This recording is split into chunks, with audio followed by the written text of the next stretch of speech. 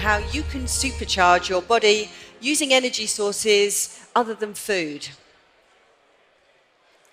So what is SuperCharged? So yeah, as Miko just said, I've been involved in a movie project for the last year or so, and I've been going around interviewing different people and finding out how they're charging their bodies and what kind of biohacks they're doing and the science behind it. So here's some of the experts. Of course, Ben Greenfield, we've already heard from. He's doing a lot of work in functional movement. Stephen Sinatra, he's written a fabulous book on earthing, grounding, and the science behind that. Fat Burning Man, Abel James, who's involved in the ancestral health movement. Jerry Pollock, who I'm going to speak about quite a lot, he's a water scientist, and he's published a book called The Fourth Phase of Water, which is kind of fundamental to the concept of charge and charge in the body. Of course, everybody knows the Iceman, Wim Hof, and all of his work on cold thermogenesis. And Dave Asprey of Bulletproof, who's over in California, where I am, who's kind of leading the supercharged movement, leading the biohacking movement over there. So first of all, I want to challenge the way that you think about energy and how we actually get energy in our body. And there's a clue in the title, Supercharged. It's actually all about charge and how the body operates.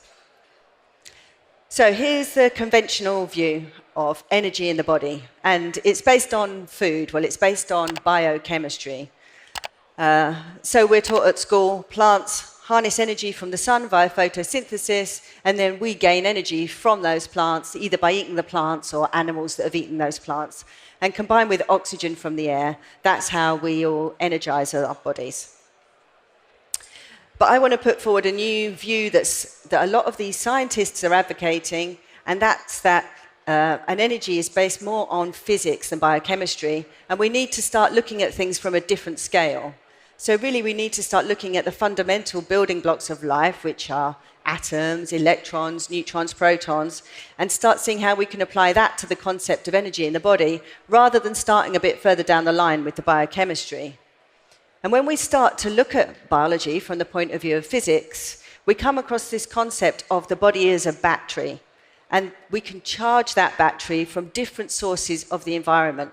And it's not just about the food that we're taking in. So life is electron flow, and we've had several people talk today about redox reactions and how these reactions work in the body. But really, if we're thinking about life as electron flow, in biology we have two types of reactions. We're either losing electrons or we're gaining electrons. And this is, reduction is the loss of electrons and oxidation is the gain of electrons. So electrons are the source of energy in living systems. If our redox potential, that is the electron flow in our bodies, become low, then our energy becomes low. And this flow of electrons is a negative charge. And what we want to talk about here is how can we enhance this negative charge or this flow of electrons to actually increase energy in our body. And what I want to put across to you is there are many ways in the environment that we can do this. So all life comes down to this energy exchange. So one of the core concepts that we were dealing with when we were making the movie is, okay, this is a completely different way to think about energy in the body. It's based on physics. It's kind of a revolution because we're not taught this so much in schools. We're looking at things in a very different way. And it brings forward this whole concept of the body as a battery, or looking at more of the body from the point of view of how it works in electron exchange and electricity.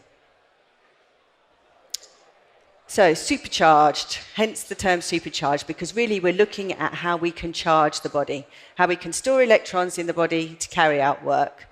But if we're thinking about the body as a battery, we first of all have to know, okay, what is that battery and how does it work? And what we discovered through a lot of the research is that water is actually the battery in the body.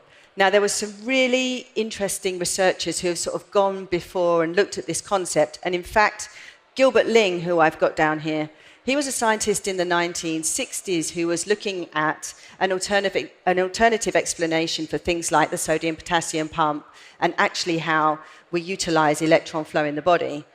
And although his work isn't widely recognized, some of his work was actually used to develop techniques such as MRI, which is based on this whole concept of polar molecules such as water and the charge that they have actually changing physiology. And that's what happens in an MRI. You have big magnets that line up these polar molecules, and then you can see what kind of energy states they drop down to and get your image. So, like I say, although his work on ATP and the sodium-potassium pump isn't widely recognized, a lot of his work is utilized in modern science. And then, of course, we have lovely Mei-Wan Ho, who I was lucky enough to interview just before she passed away last year. She's written a fabulous book, and if you are interested at all in this kind of new water science, I recommend you read it. It's called The Rainbow H2O. And she's done a lot of work on, again, this whole concept of physics over biology. And in fact, she's going even further. She's looking at this kind of weird world of quantum physics and quantum domains into biology. And that's something that, although we didn't get far in this project, the next project we're going to do is looking at this whole new arena of quantum biology, which is kind of like a evolving field, which is soon going to come to the public domain. There's a lot of university departments that are starting up looking at how quantum physics actually relates to biology. And then Jerry Pollock, who was the water scientist where we started off on this project, because when we first started, we were just going to do a little movie about water. After reading Jerry's book, The Fourth Phase of Water, it's expanded now to be a huge project, but Jerry Pollock is actually a materials scientist based out of University of Washington in USA. And he's actually not a health scientist. He is, really an engineer, but he's come up with this concept of fourth phase water. And really, this is the whole basis of the body as a battery and how that works and how you can actually charge that body battery. Okay, so this is one of Jerry's images from the book that I've reproduced with his permission. And you can see, as in a normal battery, you need a positive and a negative terminal. So how does that actually work? Well, when you have water that's next to a hydrophilic surface, and really all the surfaces in your body are hydrophilic, it just means water-loving or polar or charged. When you have that, water actually charge separates, and you have a negative fraction of the water that's adjacent to a positive fraction. You actually have this separation of water in the body. And this is why, when water is next to a charged surface, you actually have a structuring of the water. And the structure is kind of similar to ice, but without the bonding in between. So you have this kind of, it's gel, it's like a gel-like phase, hence the fourth phase of water, a solid, liquid, gas, and now a gel, because you have this highly structured water, but it's also very flexible. And it's actually not H2O anymore. Actually, when you look at the molecule and the structure, it's H3O2, the water next to the surface, and then bulk water, because you've got the protons from the gel phase has gone into the bulk water, you actually have this positive and negative gradient. And it's this really weird property of water that's now being discovered that's enabling us to understand how some of the biohacks that we're doing may actually be working in the body. So this is really fascinating stuff. And really, when you think about the body, it's 99% water molecules.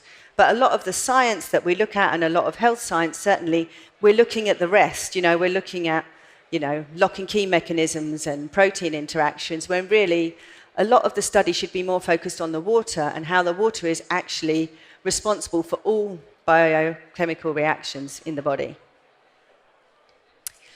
Okay, so that's just a bit of the science and how the body battery actually works. What I want to talk about is how can we actually utilize that information and charge our body battery to get energy in the body. And there are several ways you can do this. As I said, really it's all about electron flow and how electricity works in the body. In the movie, we go through different sections and we look at things like grounding, we look at light, we look at heat, we look at cold, we also look at movement. And of course, food plays a huge part, but what I want to suggest to you is there are lots of different ways other than food that we can start from, and very simple, easily accessible ways that we can charge our body battery just using what we've got available in the environment. So the first one is grounding or earthing. Again, very, very simple concept. You stand on the ground and you get electrons from the ground. When I became interested in the effect of charge on the body, in a previous lifetime, I was a research scientist at GlaxoSmithKline, and I was involved mainly in asthma drugs and how asthma drugs work in the body. And there was a finding that some people had a completely different effect to some of the drugs, especially the ones that were delivered through a plastic device, than other people, and a huge investigation took place. And I was involved in looking at the charge on people's bodies and how that actually affected deposition of drugs in the lungs. So I had a whole lab coat with metal threads, and I was connected to the earth of plugs, and I had other experiments with rubber boots. And basically, the finding was, if you are connected to the ground, you have a much more efficient deposition of fine particles in the lungs. And I just want to put this out there because there's a lot of literature, especially in the biohacking world, about how good it is to be outside and to be grounded and take your shoes off. But I just want to add a little bit of caution to that because, yes, it does increase lung capacity, but if you are outside near a road or near dirty electricity, you are actually, by grounding, going to pull a lot of that into yourself, which could sort of be counterproductive. So really, it's about paying attention to your environment when you're doing these biohacks, because you really need to match up to what the environment is saying around you. And in areas of pollution, you might not want to increase the efficiency of your body. And again, this study was done, probably 15 years ago. So even then, certainly in the pharmaceutical industry, are very aware of the effect of charge in the body and how that affects us, although it hasn't quite filtered down into our kind of group consciousness. Okay, so I'm going to very swiftly go through some of the biohacks that are covered in the movie. There's also a course that goes with the movie, and at the end I'm going to give you a slide where we're doing a special offer for everybody here who wants to get the course. It's 7 steps to biohacking, and it takes us through some of these discoveries that we found from the different experts. Most of the time it's very simple, but people ask the question, so how long do I have to ground? Where's the best place to ground? What products are available? So that's the kind of information that we've decided to put in a course to help people. Very, very simply, some of the studies, and Dr. Stephen Sinatra, who wrote the book on grounding, or earthing, as he called it, he did a lot of studies on just simply people going and standing bare feet on the ground for as little as 10 minutes, and the effect that that had on inflammatory markers in the body, and also blood viscosity. So just simply standing outside on ground for as little as 10 minutes can have huge beneficial effects, certainly for inflammation. And as I've said, from my own experience, certainly for things like increased lung capacity. You want to stand on sand or concrete. The best thing is to stand somewhere damp. And I also don't think it's sort of any coincidence that we have sweat glands mainly on our hands and our feet where our ancestors would have connected to the ground or connected to trees. So really, it's about trying to live as close as we can to that kind of ancestral way of life, but being aware of the technology and the environment that we find ourselves in now. Wood platforms tend to be not very conductive. As I've said before, maybe avoid areas of pollution because you're going to start to suck that down further into the lungs. And obviously we're here in Finland, you might not want to be out in the snow so much, so leather shoes. And there are a whole range of grounding mats. I've got one under my desk. You can just put it under your desk and connect it to the earth socket of the mains. I've also got a sheet that you can sleep on at night. You can throw it out the window and put it into the ground, or you can just plug it in. So there are a lot of ways that you can get rid of that excess charge in the body and ground, and as we found from Stephen Sinatra's research, it's hugely beneficial. So another way that I want to talk about is light and heat. We had Rhonda speaking this morning about the benefits of heat and sauna and how it affects the mitochondria and all kinds of things like that. I want to talk about how it actually affects that charge separation of water, and so the body battery. My body is a solar panel. That's actually a quote directly from Jack Kruse, who's a neurosurgeon that I also interviewed for the movie, which we had so much material for the movie. I've got a whole another movie that's got to be made, so that's probably going to be for the next one. But light does charge separate this body battery water also. And the story from Jerry Pollock is that one of his students was out late doing some studies at night, shining a torch, and found that this exclusion zone, this area of structured water, grew very significantly when he just shone a light on the microscope to look at it. So light affects the amount of this negatively charged structured water in the body. And it makes sense, as mammals, as humans, we've evolved to be exposed to light and how that might charge us.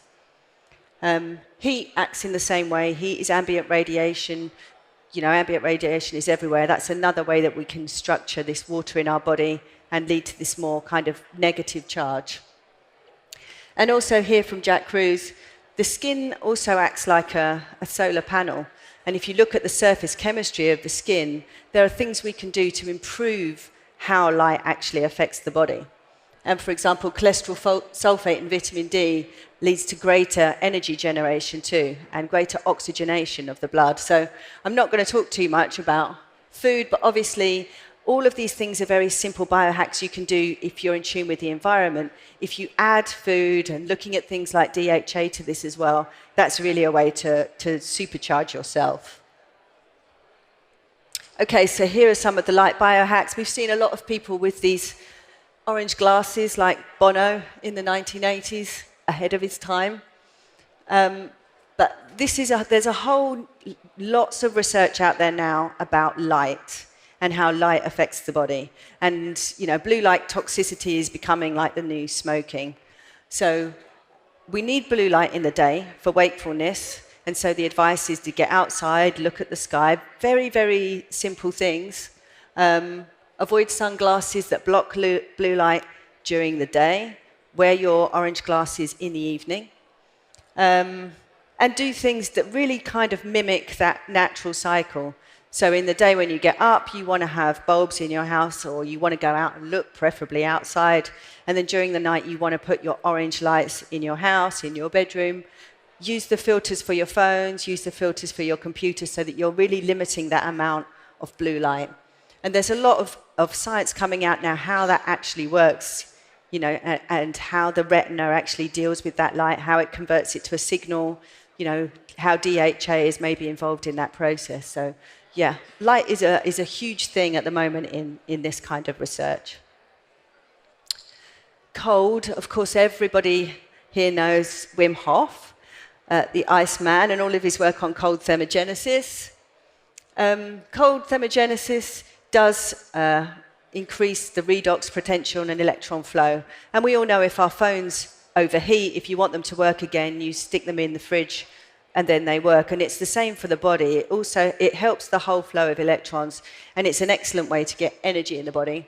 It's an adaptation. We evolved in extremes of temperature. And really, there's a whole stream of things that happen. I'm just talking really about how it affects the water in the body, but there's a whole hormetic response. As Rhonda said, it affects the brown fat in our cells. It affects that kind of fat ratio. So cold is an excellent way to increase the structured water in the body, and hence the capacity of the battery to hold a charge. So here are our cold biohacks. Normally I present this talk in California, where people are not used to going outside in the cold. I mean, really in California, you have sunny days and people are in heated offices. Here, maybe there is a bit more exposure to cold, but there are things you can do to do that in a more controlled way. And the advice is to start off with things like face dunking in ice, cold showers, which everyone's been talking to, and it's one of my worst things. I think even I went for a dip in the Baltic Sea yesterday. I think I even like that better than the cold showers, but there's just different ways that you can do this that might suit you. There's products that can be bought, ice vests, and I've got a cryo hat. But just simple things like exposing yourself to a cold shower in the morning, just even like for as much as you can bear, a few seconds on and then warm water, will have these changes in the body, and you'll see these very significant effects. Obviously, you can take it as far as you like, and people do the whole ice baths, and Wim Hof does his ice bath challenge. So, just to summarize how to biohack your energy, you need to structure your water, or at least drink water that has a good structure.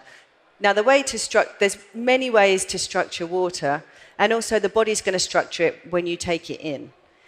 But if you want to drink good structured water, one way is to vortex the water. Another way is to drink water that's been running over rocks. So what you're trying to do is simulate how it would actually work in nature.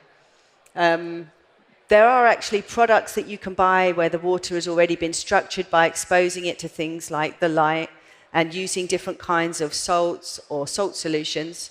And my friends here at the Nest Health stand, which is just on the corner, they can tell you a bit about their structured water product that they use, so that you're actually getting that information as you go in.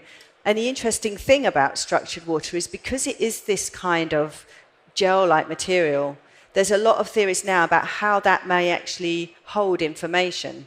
And there's a lot of research. For example, Professor Luc Montagnier, he's a Nobel laureate, he's just published some research looking at how water can act as a repository for electromagnetic information. So it's almost like ultra-dilution experiments, and he's sort of showing that molecules like proteins and DNA actually have an electromagnetic signal that can form an imprint or an indent on this structured water.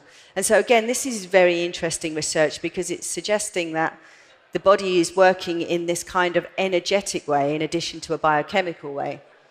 So water is probably the most important thing you can do for your body. Good, clean water, and make sure that you're structuring the water once it's in the body by paying attention to your environment. And that environment is things like sunlight, the heat we've talked about, cold exposure, and grounding. So in that whole concept, I didn't even mention food so much, because these are things that you can do before you even think about your food. However, there are certain things you can do with diet that go along with this kind of more physics way of looking at the body. For example, the molecule DHA and how that works in the body, and how the body actually uses DHA as a molecule to interpret the light signal and turn it to an electromagnetic signal, or turn it to electricity to stimulate the suprachiasmatic nucleus in the brain, which is responsible for day and night cycles. So in the movie, we talk a little bit about food in that way, but our main focus is how you can use these different kinds of biohacks, very simple biohacks, which are basically how you're linked to the environment, and how as mammals we are intrinsically linked to day and night cycles, and how you can bring them into a modern lifestyle. Okay, so how do you get supercharged? Well, they're the basic techniques. Like I say, we do have a course that goes through all of the things one by one, 7 steps to supercharge. We also talk a lot about movement, because movement is another way that you can actually charge the body. And you can charge the body in different ways using movement. You can charge it using something called the living matrix, which is also another film that we're looking at. And this is like using collagen networks in the body. And collagen networks also act as a kind of an information pathway in the body. And if you think of collagen, collagen is a polar molecule, so it's highly charged, and water interacts with that highly charged molecule to form something which is almost like it's almost like a crystal, a semiconducting crystal, in the way that it works in the body. So the living matrix is a way that you can utilize movement to charge the body. You can use it as it has a piezoelectric force, almost like you're pushing one of those lighters to make the flame come out. But also you can use it in a way that you're getting a better information flow around the body. So all of this really is circling around how water works in the body, and how water is really fundamental to all the processes in the body. The course and the uncut interviews are available at superchargedmovie.com. And I think if you do /preview-movie, you'll get access to the free movie, which we're also going to show on Sunday. And then there's an offer for everybody who's here to get the course at a hugely discounted price. So again, that just takes you through all the learnings we've had from our different experts. And you can visit the Nest Health stand, which is just round the corner here, and they'll tell you more about structured water and how that works in the body. So with that, I think I'll just take questions from the audience. I have a question about mitochondria and this water is battery concept. So does this energy work in parallel with mitochondria? Is there some interaction between them? Or is it used for something entirely different thing? So how does water work with the mitochondria? So the standard biochemical concept is mitochondria is the energy battery of the cell. So I'm just wondering how the charged water is interacting with mitochondria, or is it not interacting, or is this energy used for something different? Yeah, so mitochondria are the powerhouses of the cell. But mitochondria, are also surrounded by water and filled with water. So yeah, this whole electrical concept, it's kind of saying, okay, well, maybe it's not this high phosphate bond in the mitochondria that's having this effect. Maybe it is this kind of induction effect of the charge on the water that's having the effect. And mitochondria are hugely responsive to water and the environment that they're in. I mean, mitochondria will sort of shrink and grow depending on the temperature and the heat that they're exposed to. And also because the surfaces of the mitochondria are so very highly charged, then they are going to react to the different structures of water that's in them. Right, okay, so there's interaction between I highly recommend, if you want to look at it, if you go to the Jack Cruise's blog and you have a look there, he's got a whole thing about mitochondria. And also, like I say, Gilbert Ling, his whole induction hypothesis is based on this alternative concept. So although it's still saying mitochondria are the powerhouses of the cell, it's kind of saying it's maybe not this high phosphate bond that's providing the energy. Maybe it's this kind of interaction of all the charges on the polar molecules that are in the cell that's having the effect. All right, thank you. Can you say more about why wood is not good for grounding? Because wood is not so conductive. You know, if you have a wooden patio, you need to get the electrons from the ground, really. I mean, the Earth is very negatively charged mainly because of lightning bolts and various other things. But if you put like a wood layer over the top, it's just not so conductive. Concrete is maybe a little bit more, but the best thing is to be directly on earth, sand, grass. So really we're just saying to people, if you're standing out on your deck, you're maybe not getting the proper benefits from earthing. You're not properly connecting. Hello, so continuing with the same topic, the grounding. Did you say that grounding on snow is bad? I just heard something like that. But what do you think about grounding on snow? Grounding in snow? Yeah. No, I didn't say grounding. No, grounding in snow is great. The snow's wet and it's very conductive. But it might not be something that everybody wants to do, go and stand out in the snow every day. I mean, maybe it is. I mean, it's cold thermogenesis and grounding. But if you want to get the benefits of it and be able to sort of walk around, then maybe leather shoes is a good compromise so you don't have to be walking barefoot in the snow. That's all I meant, really. Okay, thanks. Yeah. You mentioned structured water. On one end, it's the sunlight, the cold, etc. But in terms of kind of having easily available water, would you recommend like the Evians, the Fijis, the traditional bottled water, or should we be thinking of something different? Well, I asked Jerry Pollock the same question, and he said, really, spring water from a source is the best water. You know, if you can get spring water from source or glacial melt water, that's the best. The next best is that water that's been bottled in a glass bottle. So, you know, things like your Perrier's and that kind of thing. Then the next level down is maybe filtered water that you get through your taps, and then, you know, at the very far end, tap water, which is kind of got a lot of chlorides and stuff in. So yeah, really, his recommendation, and one that I follow personally, is just to drink bottled spring water. Yeah. Thank you. And if you live here in Helsinki or in Finland, we have a lot of springs. Yes, And, which is the best. Yeah, and the guy who you've seen here before, Jaakko Halmetoja, he started a website called Löydä Lähde. It's like how to find a spring. And so all of you guys should go there and support his work because he's doing it for free just to make sure everybody knows where the best springs are located in Finland. And it's an amazing thing Jaakko is doing. And so support him and go check it out and just go get your spring water. Perfect. Yeah, that's the best. Cool. So how about a big hand for Sarah Turner? Thank you.